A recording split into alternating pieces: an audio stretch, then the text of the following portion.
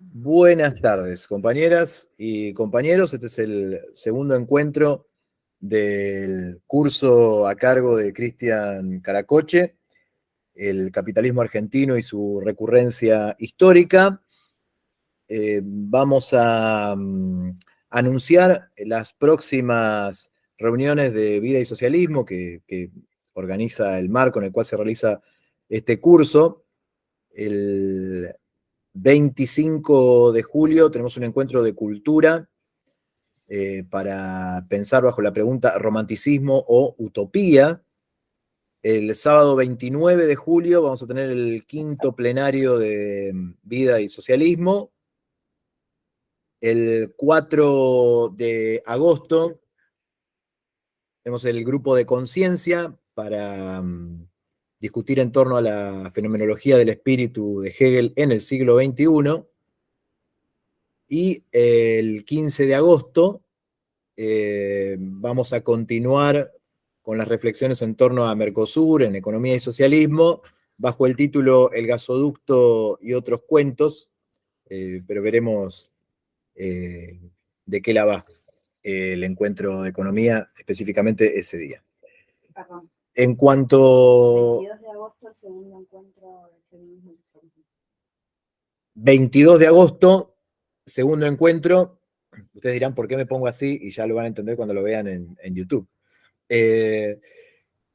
22 de agosto, segundo encuentro de feminismo y socialismo para leer y discutir el libro de Errasti y Pérez Álvarez, Nadie nace en un cuerpo equivocado, éxito y miseria de la ideología queer. Éxito y miseria de la identidad de género, se llama, es el subtítulo. Y en cuanto al curso de hoy, mencioné el canal de YouTube y no lo pegué en el chat para que quien no se haya suscrito al canal y quiera hacerlo, lo pueda hacer en este momento, de manera tal que le lleguen las notificaciones. Subimos varios videos en estos días y vamos a ir subiendo las grabaciones que tenemos de los grupos que realizamos en estos meses de existencia de vida y socialismo. Y pego también el vínculo a la entrada de Facebook donde subimos la bibliografía para este encuentro. No la voy a mencionar toda, sino que me limito a mencionar que ahí están el libro que estamos estudiando, el libro de Caracoche, Dualdismo, Kirchnerismo y Macrismo, el capitalismo argentino y su recurrencia histórica. Ahí también van a encontrar un glosario con términos técnicos y de la tradición marxiana, elaborado por Cristian para facilitar la comprensión de estos textos de economía. Ahí está también la presentación, el PDF de la presentación del primer encuentro, con la introducción y los elementos para el análisis de la Argentina reciente, que forma parte del anexo del libro que se puede encontrar en la edición en PDF. Y otros artículos que fueron surgiendo a lo largo del primer encuentro y que los subimos como bibliografía complementaria. Hoy también es probable que surjan otros textos y también los subiremos en la medida en que los encontremos disponibles en formato electrónico. Sin más que agregar, doy paso a Cristian para iniciar este segundo encuentro en torno a su libro. Bueno, ¿cómo están todos? Presentación nuevamente, ¿cómo va todo? Nuevamente, gracias a los compañeros de Bisocialismo por este espacio para charlar, para debatir, para discutir. Siempre un gusto presentar las ideas en espacios para su discusión. Voy a compartir pantalla. Marian o Priscila me dicen cuándo se vea lo que estaría compartiendo. Díganme cuando ven algo. Vemos algo. ¿Ven la imagen en infinito? Exacto, como si hubiera dos espejos enfrentados, casi al borde de un curso sobre Borges. Y ahora voy a compartir pantalla completa. Díganme cuando se ve todo completo. Se ve la pantalla completa perfectamente. Bien. Bueno, entonces ya estaríamos en condiciones de arrancar el encuentro. Eh, la idea de nuevo es hacer una breve exposición yo y después empezar a intercambiar, a charlar sobre aspectos del periodo que vamos a charlar hoy, aspectos teóricos también, cuestiones que se digan al pasar, siempre está bueno intercambiar y discutir. Así que bueno, si bien la bibliografía sugerida es el capítulo 1 de mi libro, no está bueno ser tan autorreferencial, pero bueno, no es que solamente voy a tocar los temas que se ven ahí, sino que en algunas cuestiones voy a hacer algún tipo de desvío como para profundizar algunas cuestiones, sobre todo cuestiones inclusive teóricas, de funcionamiento más general, de caracterizaciones más generales, que bueno, que el espacio lo permite y podemos ampliar y profundizar. Básicamente la idea del contenido es, por un lado, charlar un poco sobre la industria argentina y sus necesidades, algo que surgió el encuentro pasado, bastante interesante sobre por qué en los 90 la industria no le fue tan bien y en los 2000 sí. Así que ahí vamos a charlar un poco sobre la industria argentina y sus necesidades. Después vamos a hacer un breve repaso de lo que fue la convertibilidad y su esquema más general que implicó la crisis del 2001, y después nos meteríamos de lleno en los dos subperíodos que tuvo el dualismo. Primero el periodo de Remes y después el periodo de La Baña para terminar con una visión general de la etapa y dejar la puerta abierta para lo que viene. Como primera cuestión es re importante, al menos para mí es importante, ¿no? Eh, Subrayar lo que implicó el dualdismo, lo que implica en términos tanto historiográficos como de análisis político. ¿Por qué digo esto? Porque si vamos a los libros, si se quiere, clásicos de la posconvertibilidad, van a notar seguramente quienes estén mirando esto, que la gran mayoría de libros de los clásicos de la posconvertibilidad como que dejan al dualdismo en un segundo plano. No lo incluyen en su análisis o lo plantean como algo secundario, ¿no? Inclusive, y cuando digo los grandes libros, digo, no sé, Basual, toda la bibliografía de Flaxo, toda la bibliografía, bueno, el clásico de Culfas, estoy nombrando los libros más clásicos del periodo, e inclusive los libros que vienen desde el mismo marxismo, ¿no? El mismo marxismo deja fuera, no quiero decir deja fuera, pero le da como un lugar secundario y por lo general se arranca por el periodo de Néstor Kirchner, cuando se habla de la posconvertibilidad. Yo en ese sentido le doy una revalorización en términos explicativos, ¿no? Al dualdismo. Es decir, que para hablar del kirchnerismo antes hay que hablar del dualdismo. Sin eso, como que se nos hace muy difícil entender al kirchnerismo sin Duhalde. Entonces, bueno, me parece importante remarcar eso, porque no solo es un debate historiográfico, sino que como dijimos el encuentro pasado, también es un debate político, que implica, si nosotros ignoramos el dualismo, ignoramos la parte fea, por decirlo de alguna manera, la parte del ajuste, la parte que, si se quiere, planteó las bases de lo que después vino, podemos terminar pensando, como plantea mucho el kirchnerismo, de que puede haber un reformismo, entre comillas, bueno, un kirchnerismo rosa, sin tener antes un ajuste durísimo sobre la clase trabajadora como fue el dualdismo, ¿no? Por lo tanto, hay que remarcar la importancia no solo historiográfica, sino que política también que tiene el dualdismo. Obviamente que con esto no estoy tirándole flores al dualismo, sino que le estoy dando una importancia en términos históricos. Un amigo siempre cargándome dice que yo soy el principal reivindicador de Remeslenikov, ¿no? No, obviamente no lo soy, pero es importante remarcar el rol que tuvo el periodo en la posconvertibilidad. Bueno, iniciemos.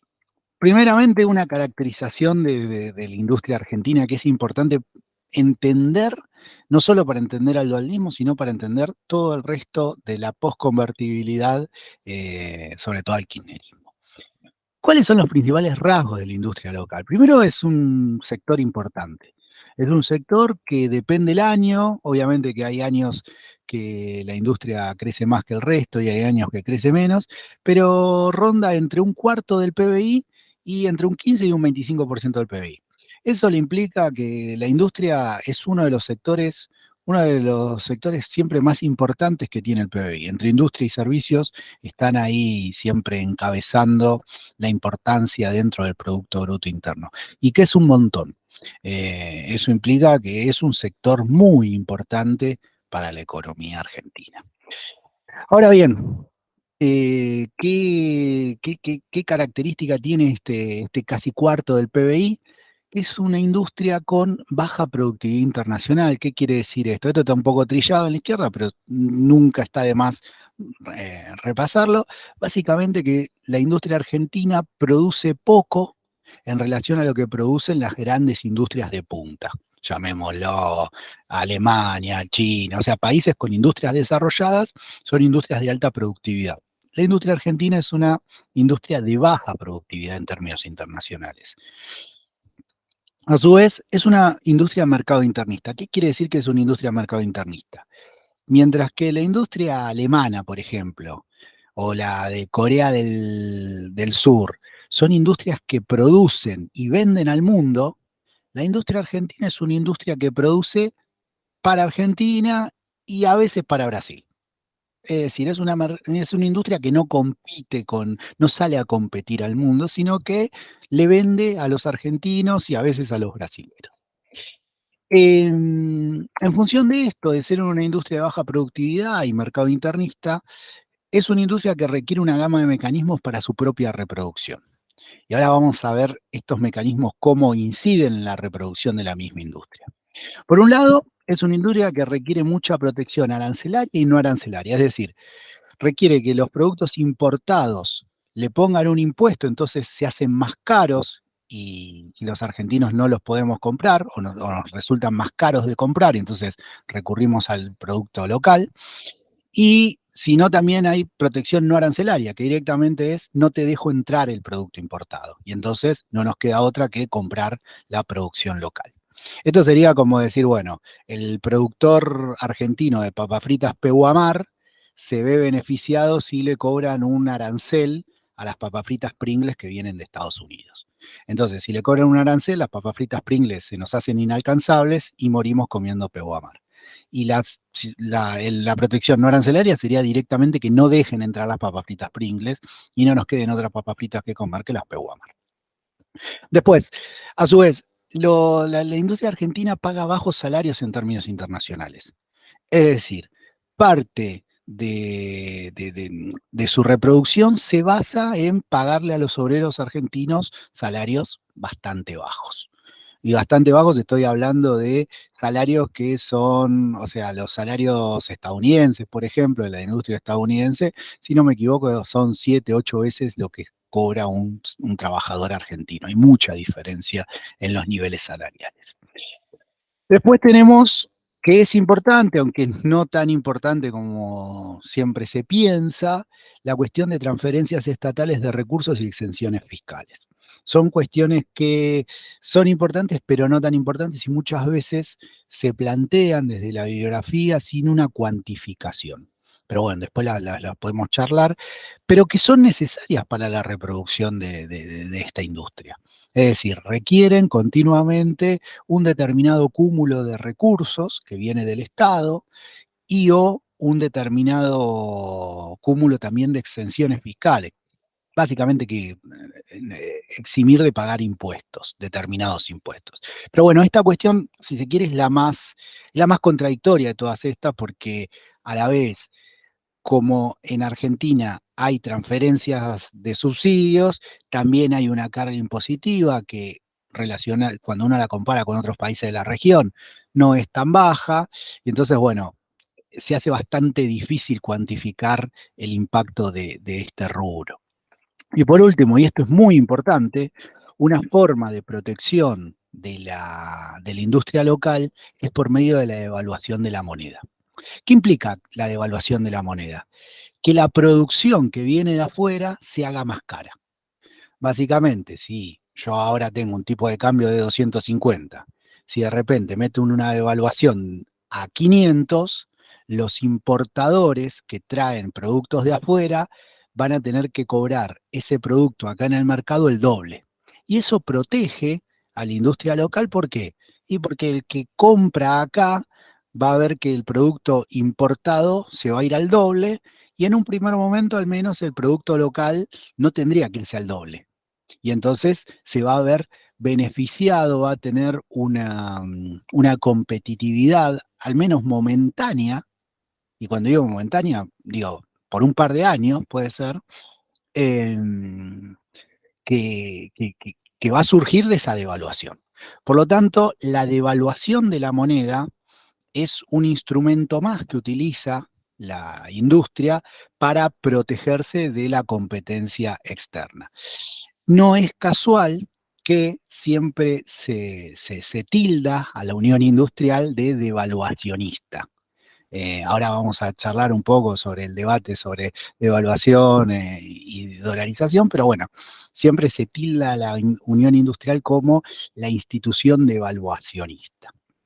Bueno, eh, ¿qué es lo que vamos a ver? Volviendo un poco al tema general, cómo se desarrolló la estructura social de acumulación post-convertibilidad. Tendríamos una organización durante el periodo 2002-2003, periodo dualista, y después tenemos todas las etapas en adelante, pero nosotros nos vamos a abocar hoy al periodo de organización. Básicamente el periodo dualdista, aunque vamos a retrotraernos unos años, vamos a charlar y discutir sobre los 90, pero fundamentalmente el eje va a estar puesto en el periodo dualdista y el periodo de organización de la estructura social de acumulación. Bueno, la convertibilidad. Primeros elementos centrales del periodo de la convertibilidad. Si miramos así a vuelo de pájaro, la convertibilidad tiene, si se quiere, un antes del 98 y después del 98. Yo acá, si se quiere, estoy salteando la primera parte, que es entre que Menem toma el poder e implementa el plan de convertibilidad. Acá ya llegamos al momento de que la convertibilidad está implementada y si se quiere vamos a ver primero este breve periodo, 91-98, como el periodo rosa del menemismo, el periodo que fue para arriba, y después vamos a ver el 98-2001 la caída. Pero siempre brevemente, ¿no? Pues la idea es ponerlo como marco de antecedentes. Bueno, la convertibilidad surge a partir de la hegemonía negativa que implicó la hiperinflación del 89 y del 90. Es decir, ante una población en shock, se abrió la posibilidad de plantear ajustes de fondo y eso es lo que encarnó la convertibilidad. Tomo un traguito de café y sigo. A partir de esa cuestión de ajustes de fondo, se implementa la convertibilidad y que tiene como rasgos importantes, primeramente un tipo de cambio fijo y atrasado, ahora vamos a ver qué es atrasado, y apertura comercial. ¿Esto qué implica? Que el tipo de cambio sea fijo y atrasado. ¿Alguien va a preguntar algo? Sí. Escucha todo cortado. ¿Se me escucha ahí? A ver. Acá se escucha bien, ¿eh? Ah, quizás es la conexión. No sé si el resto está escuchando bien. Sí, Quizás es tu conexión. No sé quién está hablando porque tengo la pantalla completa. Pero quizás Sí. es la... No, están poniendo en el chat que en general se escucha bien. Parece que es un problema de la conexión de Ismael. Ah, cagada. Bueno, igual sigo y de última después se ve en el video, pero igual esperemos que retomen bien. Bueno, les estaba diciendo, tipo de cambio fijo y atrasado, y apertura comercial. ¿Qué implica un tipo de cambio fijo? Básicamente que no varía en el tiempo. ¿Y qué quiere decir que es atrasado? En la jerga de la economía se dice que es atrasado a un dólar barato. Cuando hablamos de un dólar barato, ¿qué decimos por oposición? Y me voy a tomar alguna licencia técnica. Que al haber un dólar barato, todo lo importado se abarata. Y entonces era mucho más barato traer cosas de afuera que producirlas acá. Y a su vez, todo esto se complementa con la apertura comercial. ¿Qué es lo que genera un dólar barato y la apertura comercial? Que entren cosas de afuera y eso permita, de alguna manera, ponerle un techo a los precios locales. Básicamente, ¿qué es lo que hace Menem con esto? Le pone un techo a los precios locales y entonces utiliza este tipo de dolarización con tipo de cambio atrasado y apertura comercial como freno al incremento de precios, entre otras cosas. Ahora vamos a ver qué otras cosas. Bueno, este tipo de cambio fijo y atrasado disciplina la puja distributiva. Básicamente, ¿por qué? Porque el aumento en los precios ya no se puede dar, porque si aumento el precio local, en algún momento me choco con el techo del producto importado.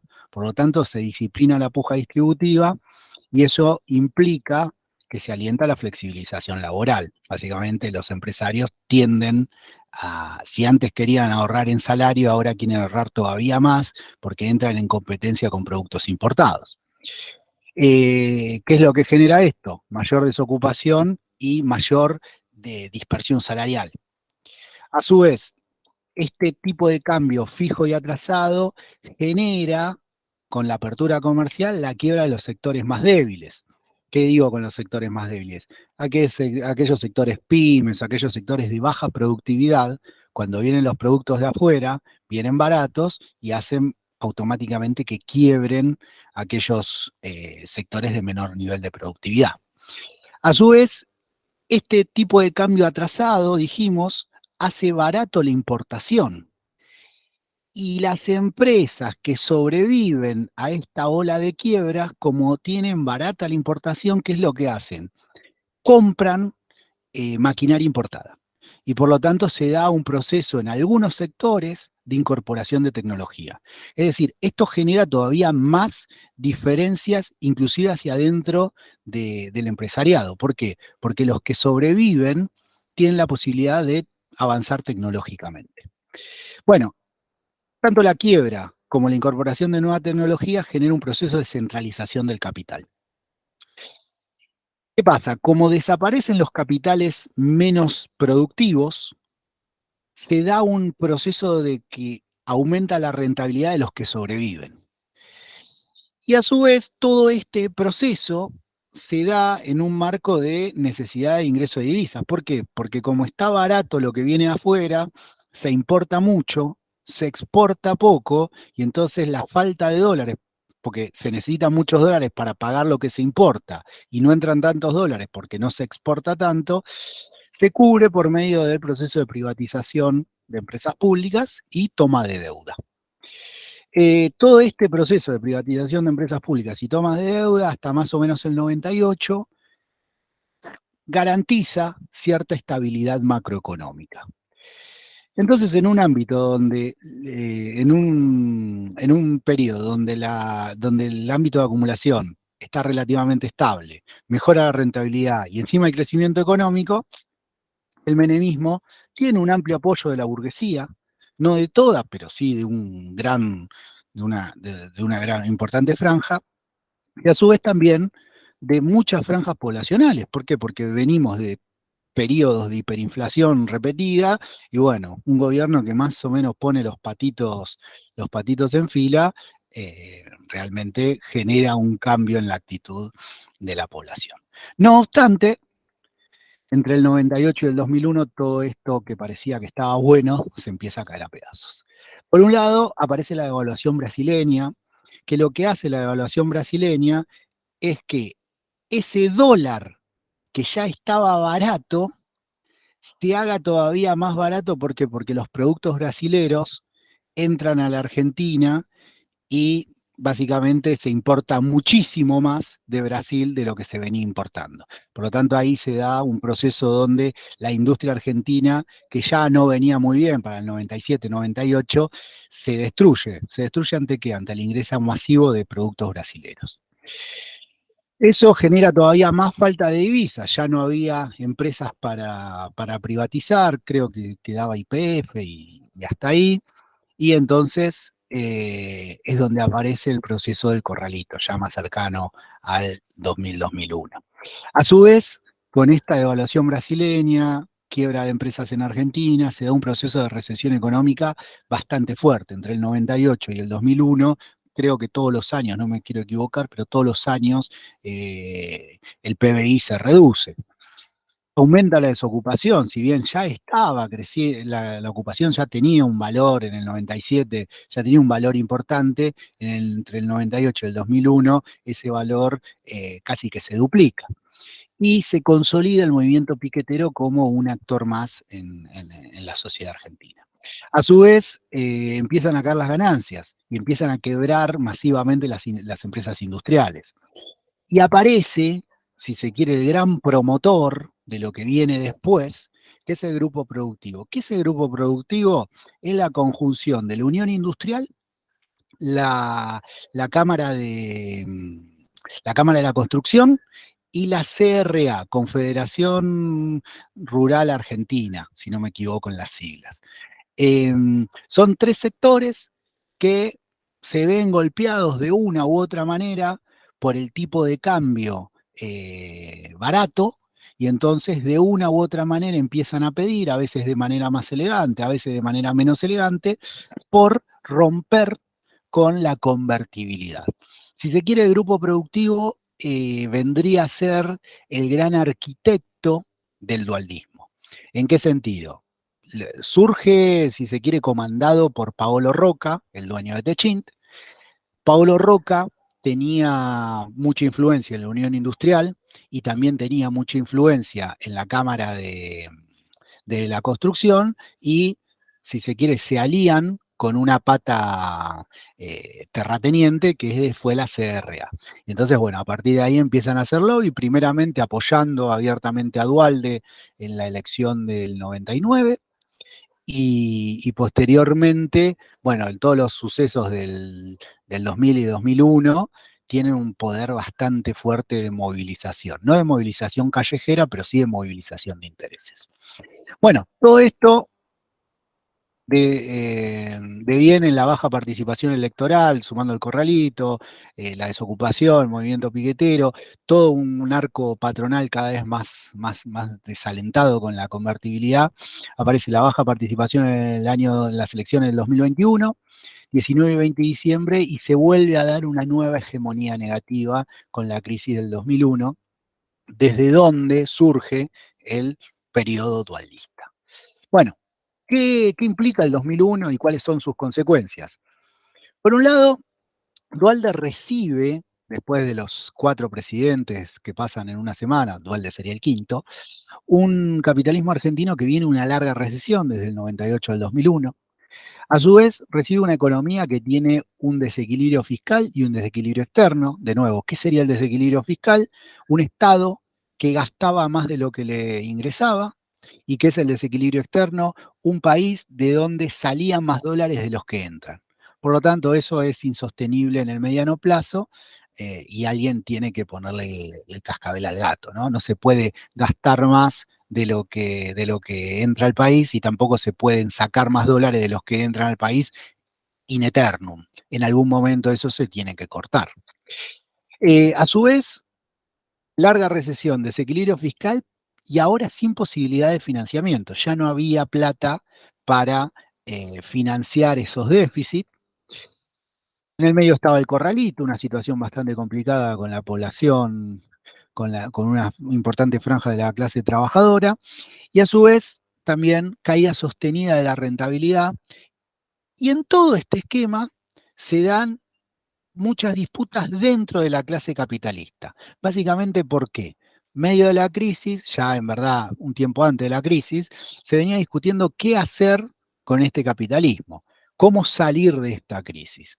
Y acá es donde se dan dos planes, si se quiere, alternativos, que es la dolarización contra la devaluación. Básicamente, quienes motorizan, y siempre estos dos planes nunca se terminan de plantear abiertamente, porque obviamente son planes que plantearlos abiertamente no garpaban mucho en términos políticos, pero que se juegan tras bambalinas, en algunas declaraciones solapadas, en algunas reuniones que se arman.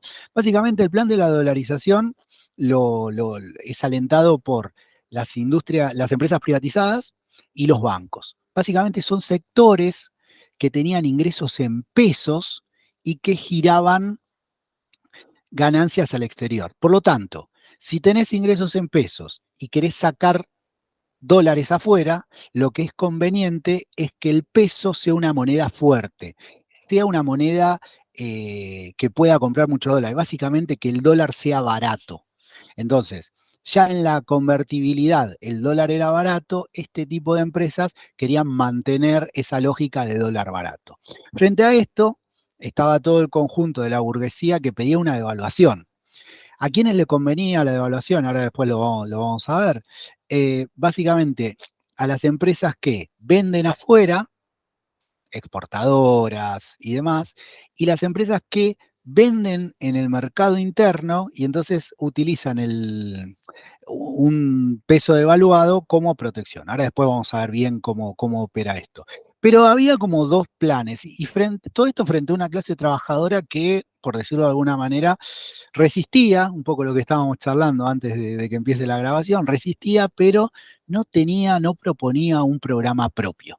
Es decir, se debatía entre estos dos grandes programas. No tenía un programa propio y por lo tanto, al no tener un programa propio, guste o no, por acción o por omisión, uno termina siendo una masa disponible, como diría Gino Germani, ¿no? Desgraciadamente, al no tener un programa propio, al no generar un programa propio, estamos ahí esperando a ver qué nos propone uno, qué nos propone otro, y ir atrás de uno u de otro.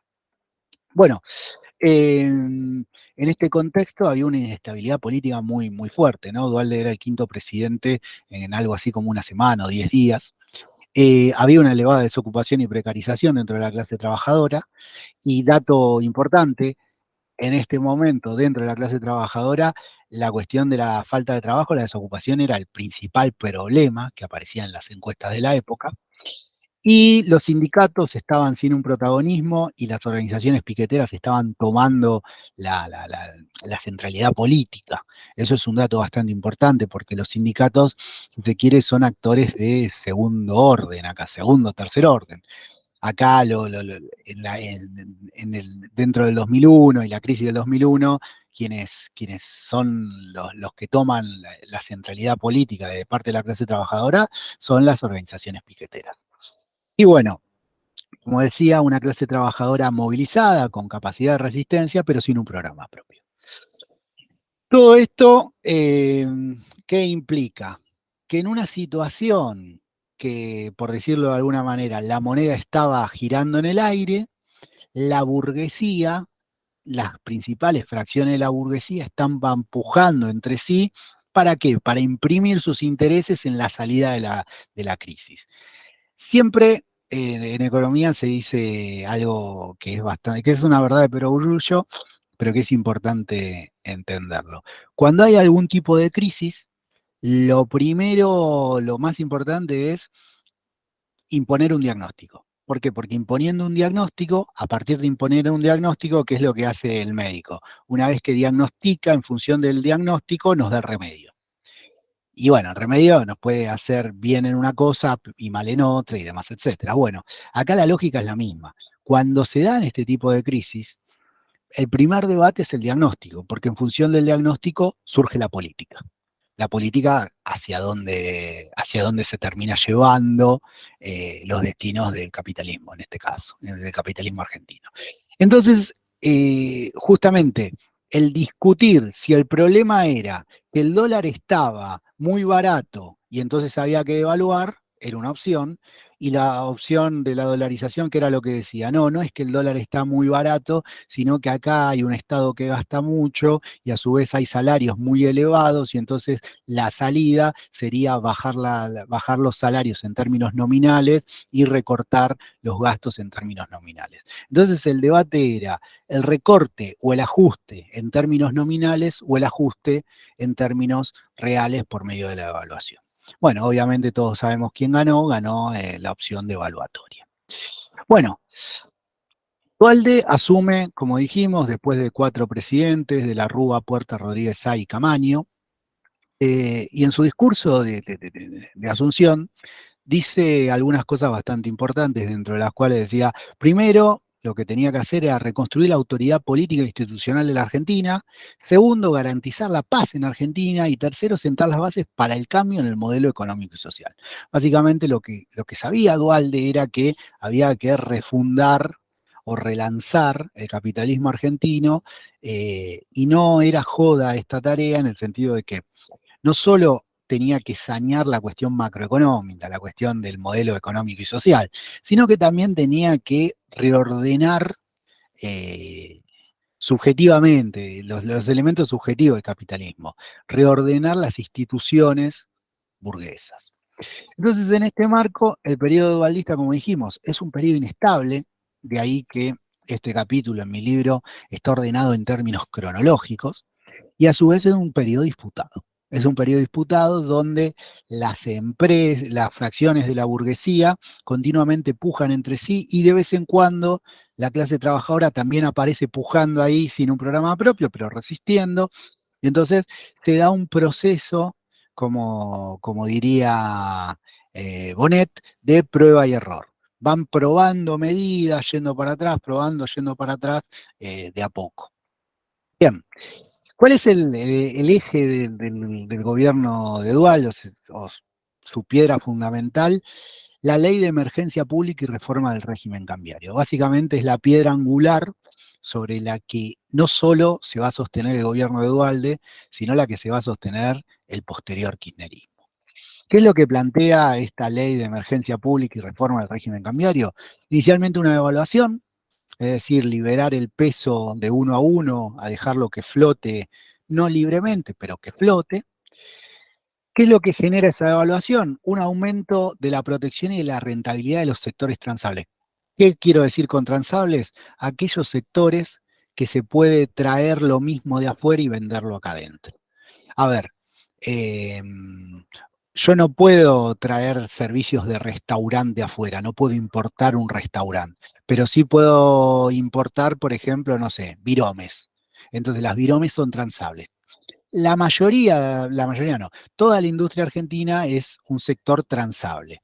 Por lo tanto, con la devaluación, lo que venía de afuera se torna más caro y entonces nadie compra, o muy poca gente puede comprar productos importados, y entonces el burgués nacional se ve muy beneficiado con esa protección. También, obviamente, con la devaluación se benefician los exportadores. ¿Por qué? Porque antes le ingresaban, pónganle, esto pasó de un peso de 1 a 1 a 3 a 1. Antes, por cada dólar que exportaban, le daban 1 peso y a partir de la devaluación le daban 3 pesos. Por lo tanto, se benefician. Después vamos a ver por qué los exportadores no se benefician del todo, pero bueno, hay sectores que se benefician y sectores que no se benefician tanto. Pero la devaluación generó una protección y un aumento de la rentabilidad de los sectores transables, principalmente la industria. A su vez, esta devaluación, como genera que sean más caros los productos que se importan, hace que se importen menos, y entonces nos genera, de una manera, aunque sea momentánea, algo que se llama equilibrio externo. Básicamente, se importa menos, entonces salen menos dólares del país. Por lo tanto, se equilibra el sector externo. A su vez, un segundo elemento muy importante que tenía la Ley de Emergencia Pública y Reforma del Régimen Cambiario era la derogación de la actualización de tarifas para privatizadas. Las privatizadas tenían por contrato que sus tarifas aumentaban en dólares. Y entonces, ¿qué era lo que pasaba? Mientras toda la economía se estaba viniendo abajo, cada vez los servicios eran más caros. Y las privatizadas eran un sector fundamental de lo que era la convertibilidad. Bueno, Duhalde deroga esos contratos de actualización de tarifas y hace que esos precios que estaban dolarizados pasen a pesificarse. Obviamente se reducen en términos reales. Esta derogación genera un abaratamiento en el precio de la energía. ¿Qué quiere decir esto? Y bueno, un sector de la burguesía se perjudica, pero todos los otros sectores se van a beneficiar porque van a pagar energía más barata. Inclusive también, obviamente, la clase trabajadora va a empezar a pagar energía más barata. A su vez, Duhalde congela el gasto público. Imaginémonos, siempre que se da una devaluación, atrás de la devaluación hay un aumento en el nivel de precios, un aumento en la inflación. Cuando Duhalde genera la devaluación, hay un aumento de precios y obviamente ese aumento de precios le da al Estado un aumento en la recaudación. ¿Por qué? Imaginémonos un paquete de galletitas. Se devalúa y sube su precio. Y bueno, el que compre ese paquete de galletitas va a pagar más IVA, más impuesto al valor agregado. No obstante, Duhalde le entra más plata por medio del aumento de precios, pero no aumenta el gasto público. Por lo tanto, logra con otros impuestos que fueron nombrándose, que se fueron imponiendo en las cercanías del 2001, como el impuesto al cheque y los derechos a la exportación o las retenciones, como se le dice normalmente, logra un equilibrio fiscal. ¿Todo esto qué muestra? Y bueno, Duhalde logra de una u otra manera equilibrio externo, equilibrio fiscal y mejora de rentabilidad a un importante sector de la burguesía.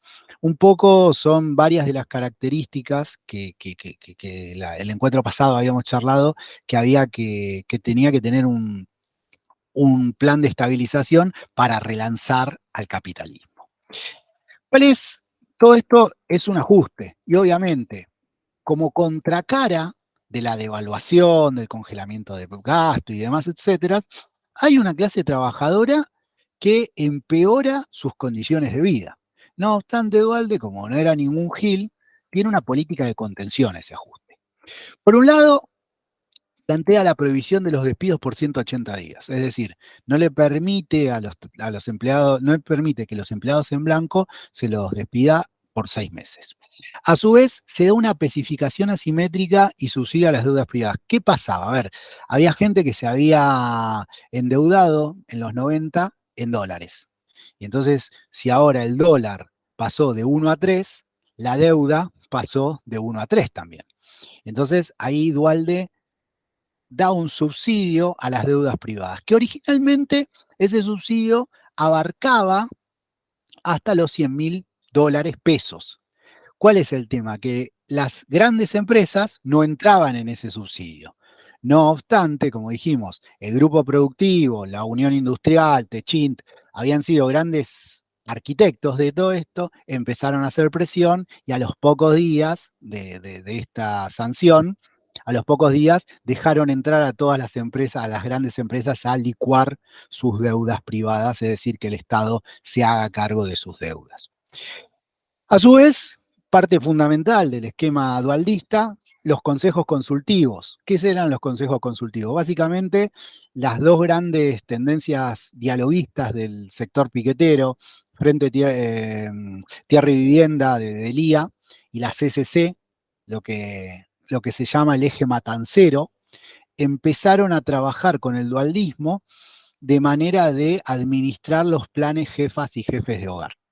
Entonces, un poco Duhalde empezó también a cooptar gran parte de la gente que estaba en la calle peleando, empezó a meterse en las oficinas gubernamentales a gestionar.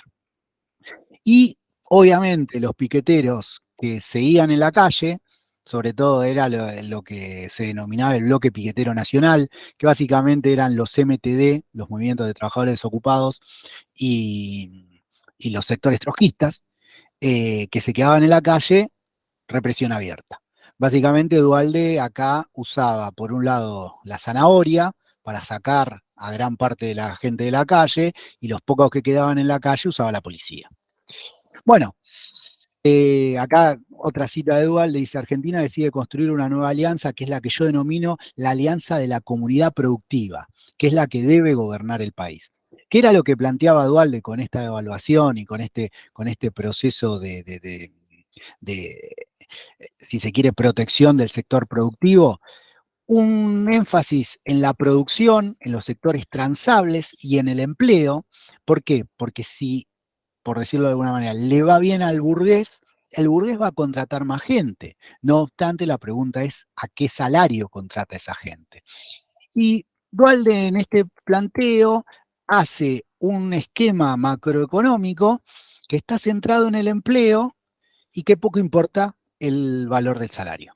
Básicamente es un esquema muy centrado en la escala de producción, en el empleo, obviamente que a salarios pulverizados. Bueno, ¿cuáles son las consecuencias de este ajuste de corto plazo? Que fue un ajuste durísimo para la clase trabajadora. Bueno, por un lado, en un primer momento se da una recesión.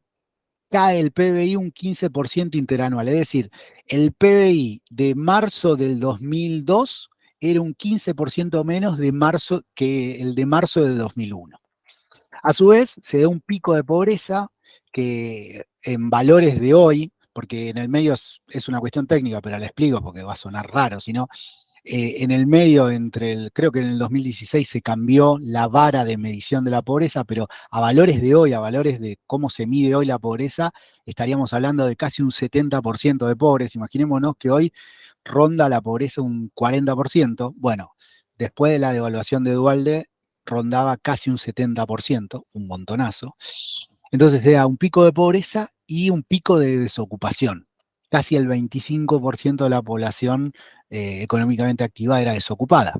Acá tenemos el gráfico que muestra cómo hasta la devaluación los niveles de pobreza e indigencia venían creciendo, pero no tan fuerte, y con la devaluación pegan un salto importante. O sea, la devaluación se da en esta línea punteada roja.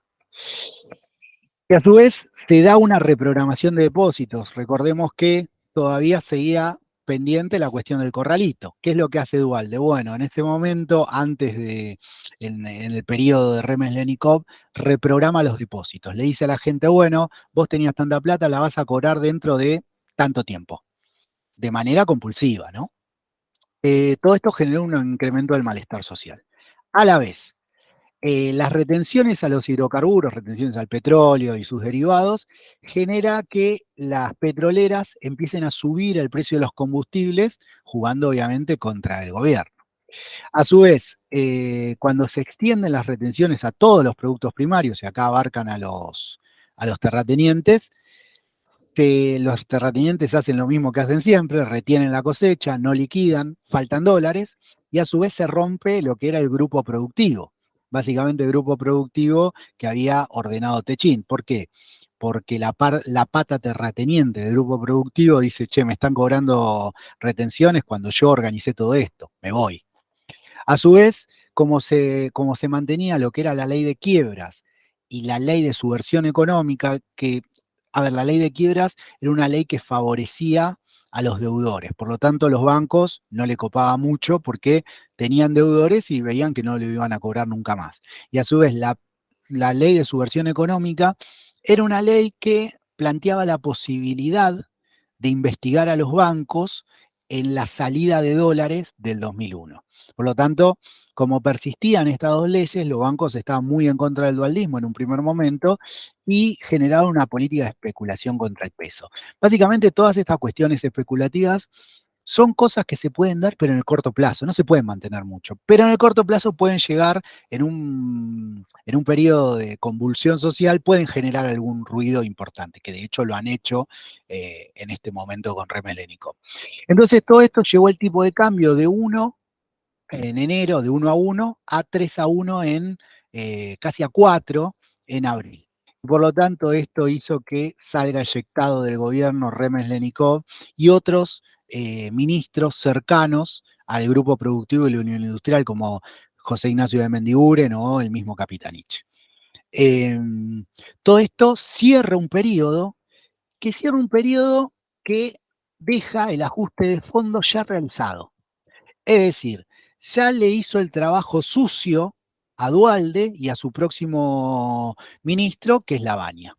No obstante, lo que todavía se necesitaba era poner cierto orden y estabilizar todo este ajuste.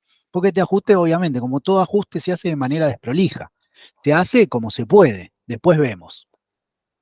Bueno, primeras medidas de Lavagna, el objetivo era ordenar el dólar, poner un tope y estabilizar la situación del dólar. ¿Qué es lo que hace Lavagna? Esto estamos hablando de abril del 2002, asume Lavagna. Primero, genera un canje voluntario de depósito, es decir, Duhalde había reprogramado de manera compulsiva los depósitos. Lavagna lo que dice es, no, compulsivamente no, vamos a darle a la gente distintas opciones, y entonces, bueno, si alguien tenía plata en el banco, te decían, si querés cobrar ahora, tenés una quita de tanto. Si querés, te doy un bono de deuda para dentro de 10 años, o si querés, te daban distintas opciones, y es un poco, los ahorristas lo tomaron bastante bien. Y entonces se genera cierta certidumbre en los ahorristas. A la vez, Lavagna genera lo que es la ley tapón. Básicamente, en ese momento con el corralito, había muchos ahorristas que pedían un amparo judicial y retiraban la plata del banco. Bueno, con la ley tapón no le permitieron retirar más la plata del banco y entonces se genera una imposibilidad de retiro de dólares.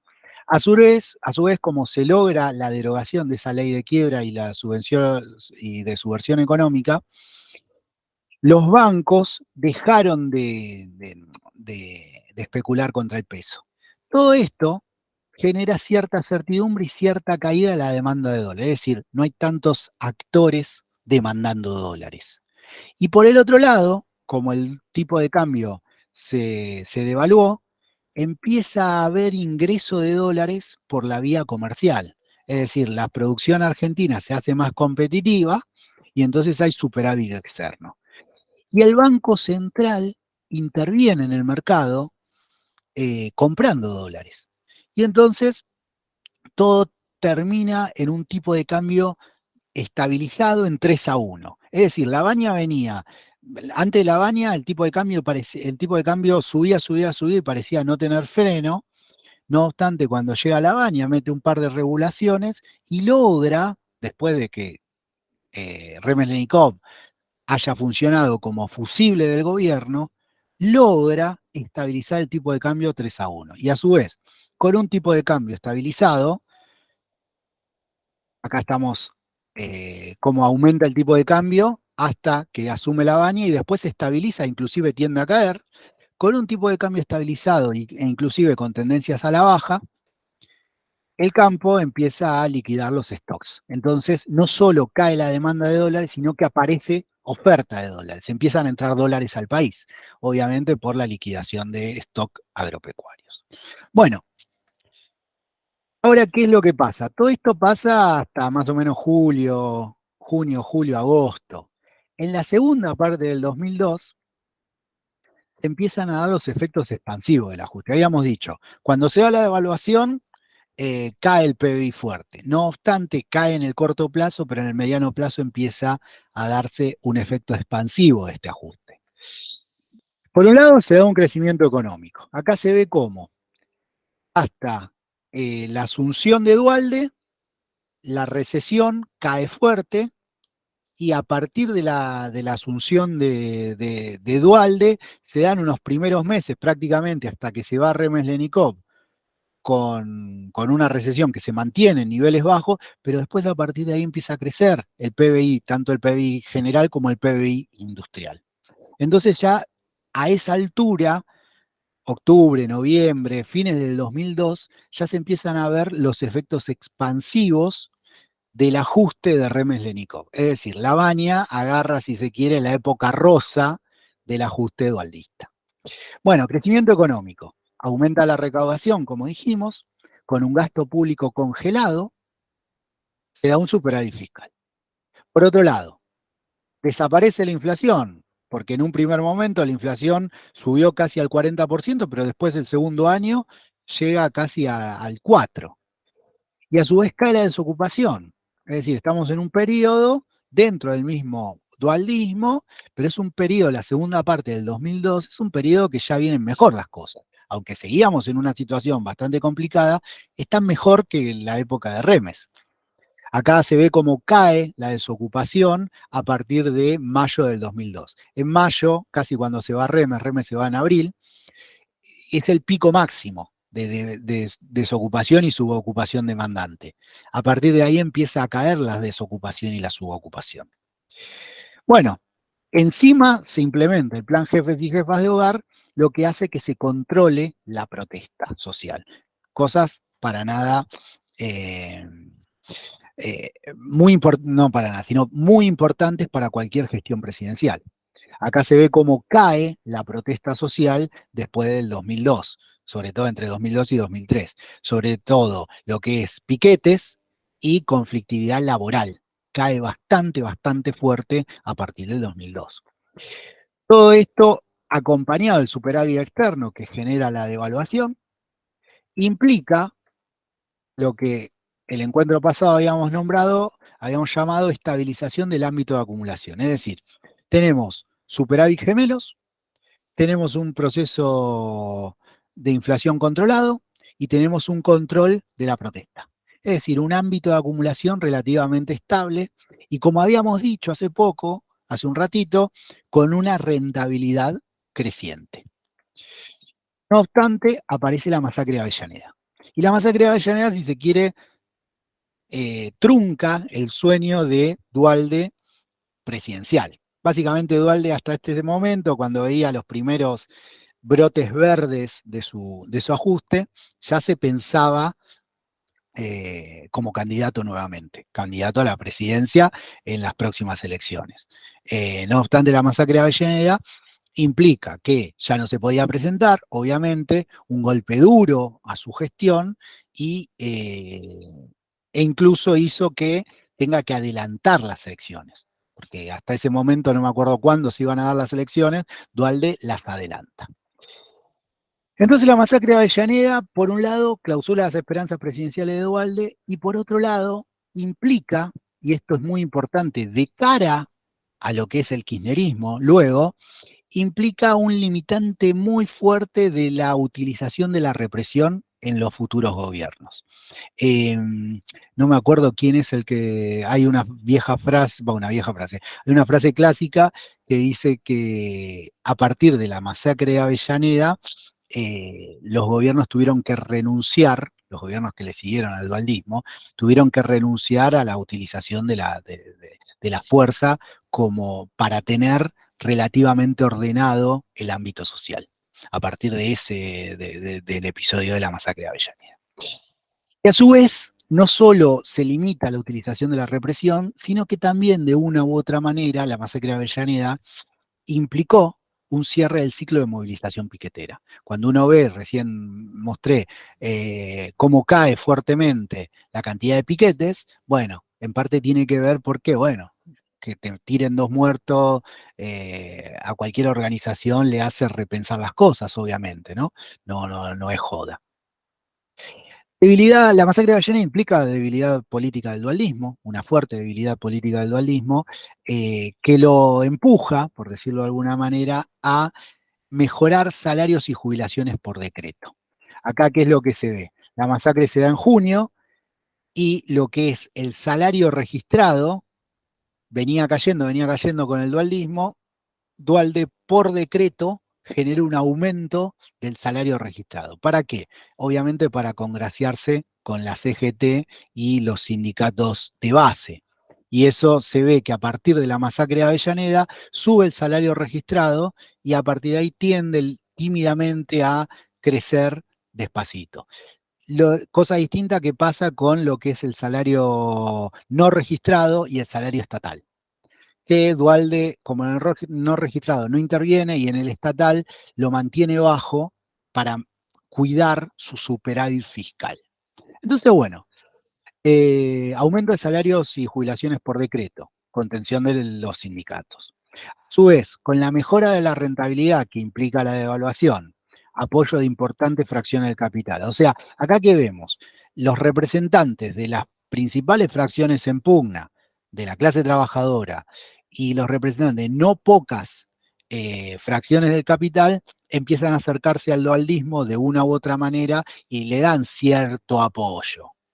Acá se ve cómo mejora la tasa de ganancia a partir del año 2002. A partir del año 2002 tienden a crecer la tasa de ganancia y la tasa de explotación. Es decir, Duhalde es, si se quiere, un respiro para la burguesía, que tenía indicadores de rentabilidad en caída. Bueno, a partir de Duhalde empiezan a evolucionar hacia arriba. Entonces, mejora de salarios por decreto, más mejora de rentabilidad, más estabilización y crecimiento económico, implican un cierre del 2002 con cierto orden. No vamos a decir que estaba en la cresta de la ola, pero bastante distinto a lo que fue mediados del 2002 con el golpe que le dio la masacre de Avellaneda. ¿Cuáles fueron los resultados del ajuste dualdista? La clase trabajadora no le dio, sino que se le arrebató por medio de la devaluación una enorme transferencia de ingresos hacia la burguesía. Ahora, dentro de la burguesía mercado internista, como decíamos, principalmente la industrial, que tenía como apoyo a la Unión Industrial como centro, gana protección con la devaluación, gana protección comercial, mejora su rentabilidad, tanto en rentabilidad individual por producto vendido como en cantidad de producto vendido. La burguesía bancaria logra la impunidad. ¿Qué quiero decir con impunidad? Se derogan las leyes que podían llegar a meter preso a algunos banqueros y a su vez se cubren los pasivos. ¿Qué quiere decir? Y las deudas que algún deudor podía tener como impagable, la paga el Estado. Por lo tanto, no pierden la burguesía bancaria. La burguesía exportadora, si bien gana rentabilidad con la devaluación, pierde algo de esa rentabilidad por medio de las retenciones. Recordemos que primero Duhalde implementa la retención a los hidrocarburos y después implementa una retención a todos los productos básicos, los commodities. Y a su vez la burguesía privatizadas son, si se quiere, con la clase trabajadora, las que más pierden en todo este ajuste dualdista. ¿Por qué? Y porque tenían contratos con tarifas dolarizadas y pasan a tener contratos con tarifas especificadas, lo cual implica que cae su ingreso en términos reales.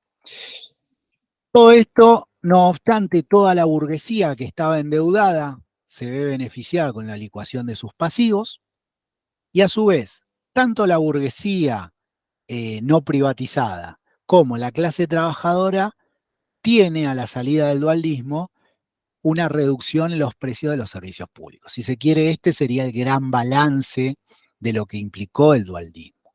Ahora bien, y acá una cuestión importante, la clase trabajadora, ¿por qué no vamos a decir que apoyó abiertamente el dualdismo? Porque no fue que lo apoyó abiertamente, pero sí tuvo cierta pasividad, porque en todo este esquema, entre comillas, lo que ganó el sindicalismo fue mejorar de una u otra manera la cuestión del empleo.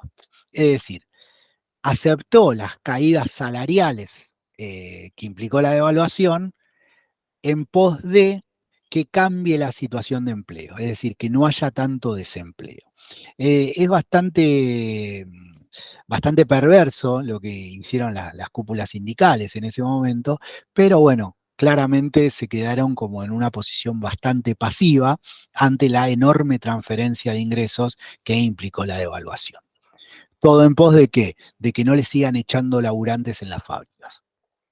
Bueno, en el 2003 las elecciones presidenciales, y acá vamos cerrando con esto, presentaron dos candidatos por fuera del peronismo, Carrió y López Murphy, dos candidatos muy ligados a lo que era el imaginario radical. No obstante, la verdadera cuestión pasaba por dentro del peronismo, que teníamos a Menem, que planteaba un plan liberal con el apoyo de los perdedores de la dolarización, Rodríguez Sá, que planteaba una compensación a los perdedores del ajuste dualdista, y Néstor Kirchner, que planteaba una continuidad del dualdismo. Acá se ve cómo, este es el índice de confianza en el gobierno, cómo a partir del que asume la Baña empieza a mejorar la confianza que la población empezó a tener en el gobierno. Es decir, todo este proceso expansivo del ajuste y no solo el proceso expansivo del ajuste, sino también ciertas políticas acertadas de la Baña en términos burgueses, empiezan a generar cierta confianza en el gobierno que obviamente alienta a lo que es el voto a Néstor Kirchner, que era el delfín de Duhalde. Bueno, como todos sabemos, victoria de Menem en primera vuelta, pero como no se da la segunda vuelta, Néstor Kirchner termina siendo presidente. Y acá dejamos la cuestión del interrogante para el próximo encuentro. ¿Qué es lo que implica la elección de Néstor Kirchner? Por un lado, implica la cristalización del trabajo de Duhalde, es decir, no se iba a supuestamente retrotraer los elementos básicos que plantea el dualdismo. ¿Qué son esos elementos básicos? Un esquema orientado en el empleo en detrimento del salario. Si uno mira, después el próximo encuentro lo vamos a ver, el estandarte de la gobernación, del gobierno de Néstor era un tipo de cambio elevado que hereda del dualdismo, y a su vez también eran los superávit gemelos, que también los hereda del dualdismo. Entonces, la elección de Néstor es una cristalización de los grandes trazos del trabajo de Duhalde. ¿Esto qué implica? Que Duhalde entrega a Néstor Kirchner un capitalismo recompuesto en términos objetivos, es decir, un capitalismo que ahora de nuevo tiene rentabilidad, de nuevo tiene crecimiento económico y de nuevo tiene equilibrios macroeconómicos. No obstante, es un capitalismo que está parcialmente recompuesto en términos subjetivos. ¿Qué quiere decir? Y que todavía no había una gran participación electoral, aunque en la elección de 2003 aumenta la participación, y que todavía corrían aquellas voces del que se vayan todos, había algunos ecos, y que después eso lo veremos próximos encuentros, pero lo termina de saldar Néstor. No obstante, y acá con esto terminaríamos la exposición de hoy y abrimos a las preguntas, ¿cuál es, si se quiere, el interrogante? Que Néstor es un gobernante que asume con baja legitimación. Recordemos, como decimos, Menem logra su victoria, pero no le da la segunda vuelta, entonces ya Kirchner asume como presidente no muy fortalecido, más bien debilitado, y además era el delfín de Duhalde, básicamente asciende al poder montado en un aparato político que no es propio. Entonces, bueno, la pregunta ahí que corría entre los mismos empresarios del momento era, sabemos que los trazos gruesos de Duhalde van a ser, más o menos se van a mantener, pero ¿y después qué va a pasar? Bueno, esa es el gran interrogante que corría en aquel momento. Que bueno, lo vamos a ir charlando ya, obviamente muchos sabemos lo que pasó, muchos no, todos sabemos lo que pasó, pero bueno, lo charlaremos el próximo encuentro. Hasta aquí ¿cómo hago para dejar de tener la presentación?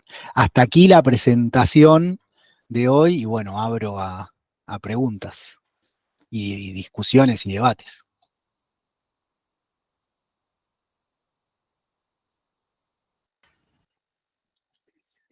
Adelante, Daniel.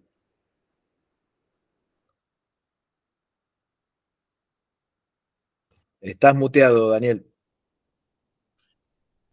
En el inicio de la exposición de Cristian planteaste el tema de la baja productividad de las empresas y la forma del mercado interno, ¿no? Entonces, desde ahí yo me planteaba unas cosas. Retrocediendo al periodo menemista, la mitología de izquierda, y amparado con toda la filmografía de ¿cómo llamaba este hombre que falleció? El de el peronista cineasta. Pino Solanas. Pino Solanas, hay una mitología de que las empresas durante el menemismo se regalan, ¿no? Que en realidad se contrapone con esto. O sea, vos estás dando empresas de baja productividad al mercado internista por determinadas condiciones y circunstancias, que por ejemplo, cuando uno analiza, en el caso de YPF, que se basaba en la explotación de petróleo y de gas, en el caso del norte, dio espacio y lugar a ciudades como Tartagal y San Pedro, que de pronto, en el caso de Tartagal y San Pedro, se quedan sin gas, y en el caso de Cutralcó y Pasahuincul, en el año 98 tocan el pico de extracción de petróleo. Recordemos que en ese momento, si bien se conocía la existencia de Vaca Muerta desde el año 31, no existía ni la tecnología, y la tecnología que existía era muy costosa para lograr un producto, para extraer el producto. De hecho, en el 2011, cuando se reinicia todo este proceso de fracking y demás, todavía es un procedimiento muy costoso y no termina de desarrollarse. Entonces, ¿por qué? La pregunta es, ¿no? ¿Por qué? Por ejemplo, si tomamos el sector automotriz, las marcas que existen son las marcas internacionales. ¿Por qué si a nivel internacional y en sus países de origen tienen alta productividad, por qué en Argentina tienen baja productividad? Sospecho la respuesta, pero me parece que de alguna manera da una explicación, o daría una explicación de cuál es la industria local y cómo se reproduce. Bien, sí, no, te digo la verdad, no es una respuesta del todo sencilla, ¿no? ¿Por qué en otros lugares tienen alta productividad y acá no? Hay una cuestión que, que tiene mucho que ver con el tamaño del mercado que una automotriz puede tener acá en Argentina con el que puede tener, por ejemplo, no sé, eh, en Alemania, que no solo produce para Alemania, sino que produce para toda Europa, por ejemplo. Hay algunos estudios que mostraban que una planta de Alemania o de Estados Unidos produce lo mismo que todas las 8 o 9 plantas automotrices que tenemos acá. Es decir, tiene un nivel de escala muy, muy, muy elevado. eh, Eso es un primer punto. Después hay otras interpretaciones más pero que yo creo que son, si se quiere, me parece más importante la cuestión del mercado, pero hay otras interpretaciones importantes que le dan bola, tienen mucha bola académicamente, que plantean la cuestión geopolítica de que históricamente producir en Argentina para exportar es bastante poco rentable en términos del flete.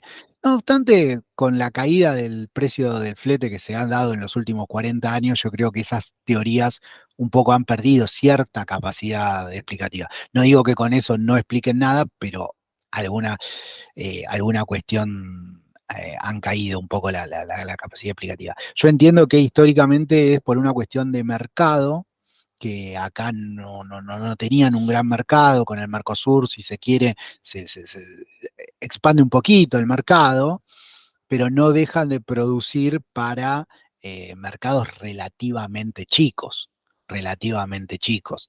Y entonces, bueno, un poco reciclan el capital que ya es obsoleto en otros lados, lo compran acá por poca plata, y acá, en función de este nivel de protección elevadísimo que hay, todavía les permite producir. Pero, por ejemplo, si acá en Argentina se eliminarían, como pasa en Chile, lo que es los aranceles a la automotriz, acá tendríamos auto, no sé si por la mitad, porque la verdad que sería muy bajo, pero por un 70-60% del valor que hoy en día se está pagando un auto 0 kilómetro en dólares, seguro.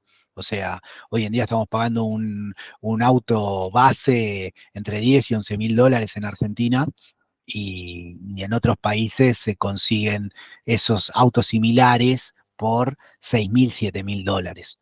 Si se eliminarían, pero bueno, ya estaríamos hablando que se eliminarían también todas las industrias automotrices y industrias autopartistas. Pero bueno, volviendo a por qué tenemos esa escala, yo entiendo que por una cuestión de tamaño del mercado. Y que nada, sin ir más lejos, inclusive el Mercosur no ha tenido una política más allá de, ¿cómo se dice? Ay, no me sale, de reciclar esa maquinaria. No se ha invertido en pocas empresas, sino que se ha invertido poquito en muchas empresas y que generan una productividad muy, muy, muy baja, muy baja. Y hoy en día estamos pagando autos a un precio elevadísimo en términos internacionales. No sé si O te sea, llegué a... Sí, sí, sí. digamos, llevándolo un poquito más a lo llano sería, cuando hablamos del capital ocioso, es las maquinarias que ya no le sirven a la industria madre,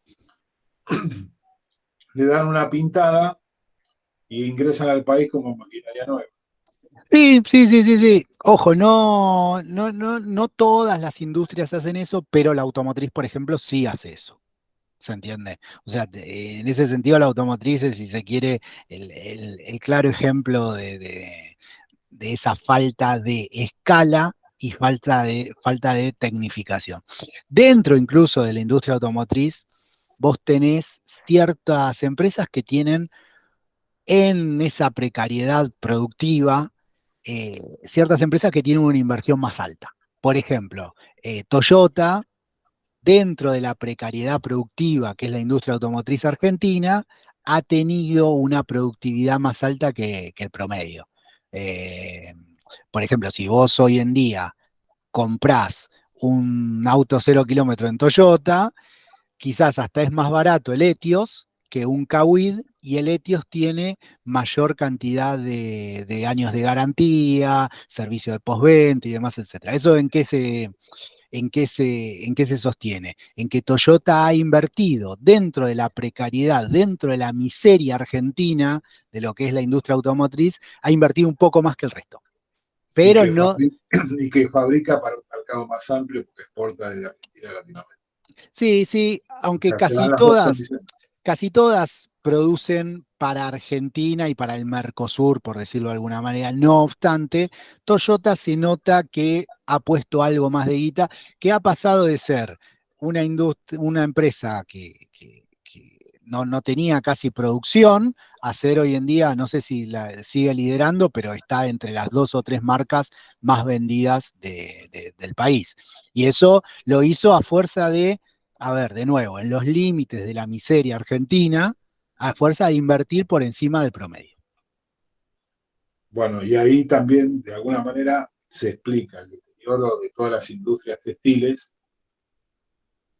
que de alguna manera se desarrollaron a partir de los periodos de guerra en Europa y que permanecieron básicamente con la misma estructura, a tal punto que hasta el menemismo, precisamente por lo que explicaba, digamos, empresas que vienen a facturar en pesos y a remitir sus valores en dólares a sus casas matrices. Por eso durante los 90 tenemos la explosión de los shopping, de las marcas internacionales, de las grandes superficies de mercado, que de hecho las grandes superficies se instalaron en todas las antiguas textiles.